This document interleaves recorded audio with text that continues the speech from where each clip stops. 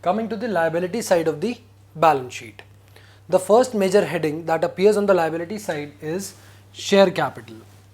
Now students, the share capital heading is further subdivided into various subheadings. First of these subheadings is authorized share capital.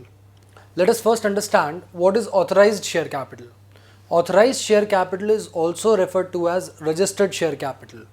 It is the share capital with which the company is registered.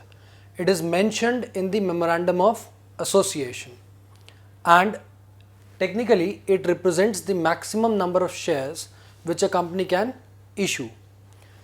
This is mentioned as the first subheading in the share capital head.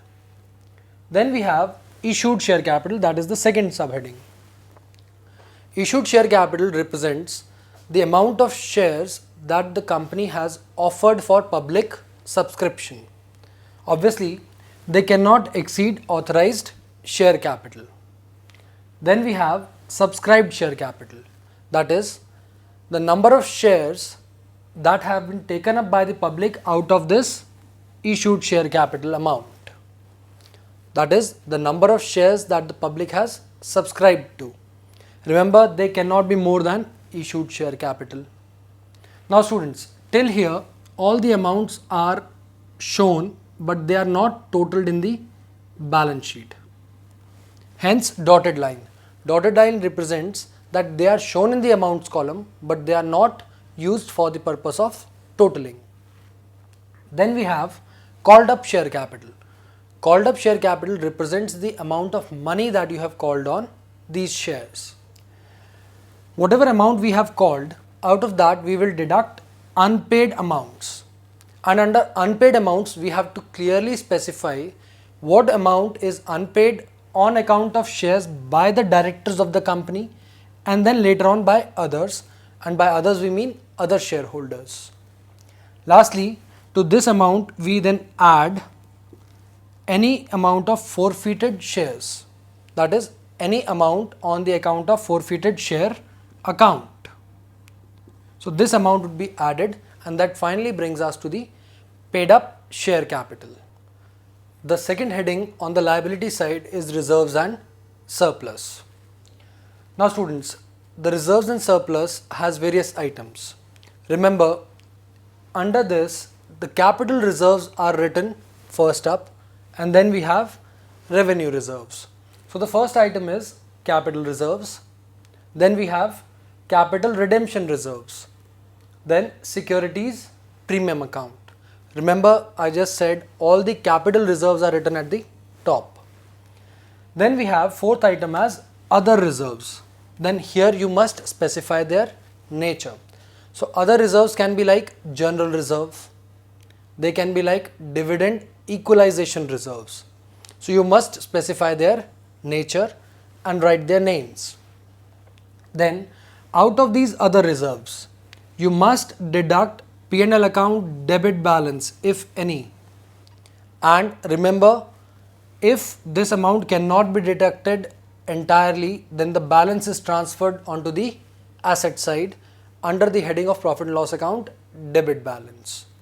So that makes it clear that other reserves here are free reserves, out of which losses of this particular year can be deducted. Then we have surplus, that is balance in the profit and loss account for the current year. Then proposed addition to reserves, that is any outlay or any amount that you have kept aside to be added to reserves. Then lastly we have sinking funds, and sinking funds imply debenture redemption reserve. Debenture redemption reserve. It is one example of sinking funds. So students, under reserves and surplus we have capital reserves, capital redemption reserve, securities premium, other reserves which include general reserve and dividend equalization reserves. You must specify their nature, and they are free reserves. Out of this, if any profit and loss account debit balance is there, should be deducted. Then any surplus of balance in profit and loss account should appear. Then proposed addition to reserves, and lastly sinking funds. This brings us to the third heading. The third heading is secured loans. Now students, what do we understand by secured loans? Secured loans means those liabilities on which certain security has been offered. And when we say loans, it implies that these are long-term liabilities or non-current liabilities. So the third heading is secured loans. Under this heading, the first item that appears is debentures. Students, remember, debentures are the amounts of loans raised by the company from the public by issuing debentures as security or as a medium of securities. So now debentures are secured loans because usually on debentures certain assets are offered as security. Then we have loans and advances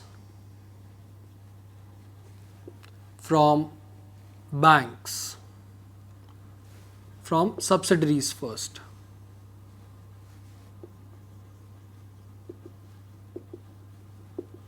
That is any loan or advances, that is long-term loans that you have taken from your subsidiaries.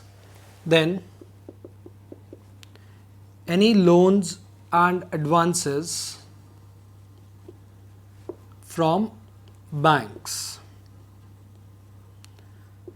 That means any security, any loan that you have taken from bank by offering your assets as securities appears under the heading of secured loans. And lastly, we have other loans and advances on which you might have offered security. Remember, long-term loans from institutions, institution means credit institutions, is covered under the third part of the secured liabilities. The fourth heading on the liability side is unsecured loans. That is those long-term liabilities on which you have not offered any security. So the first heading here is, the first item here is fixed deposits. It includes public deposits, any deposits that you have raised from public. Then any loans and advances that you have taken from subsidiaries without offering anything as securities. Similarly, any short-term loans and advances that you have taken from banks or from other places. So you have to mention them separately. Firstly from banks and then from others. Similarly, any other kind of loan, any other loan or any other amounts that you have raised from banks or from others through any means on which you have not offered any security would be covered under unsecured loans. Coming to current liabilities and provisions. The first subheading under this is current liabilities. Current liabilities are those liabilities which have to be paid within 1 year. So the first item that appears here is acceptance. Acceptance means bills payable. BP here implies bills payable. Then sundry creditors, that is the amount payable to individuals on account of credit purchases or other regular dealings. Then any amount that you have taken as loan from subsidiary companies. Then any advance payments and unexpired discounts. You might have received certain advance payment. So received in advance is a liability and is covered under the current liability subheading. Then we have unclaimed dividends, that is any amount of dividends that the company has declared but till date shareholders have not claimed that amount. And lastly, we have interest accrued.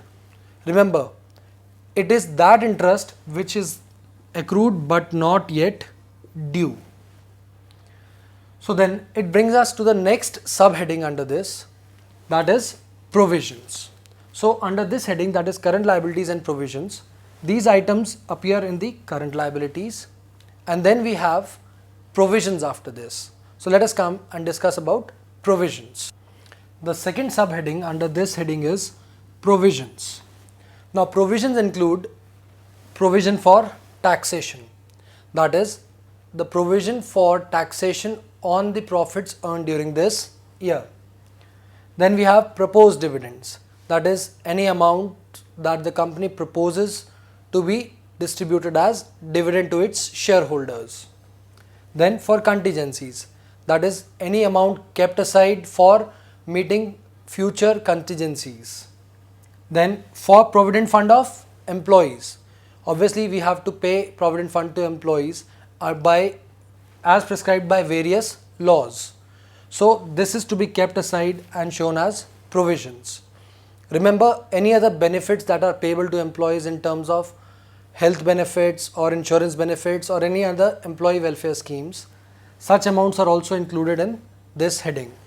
And lastly, any other provisions that we make for future contingencies.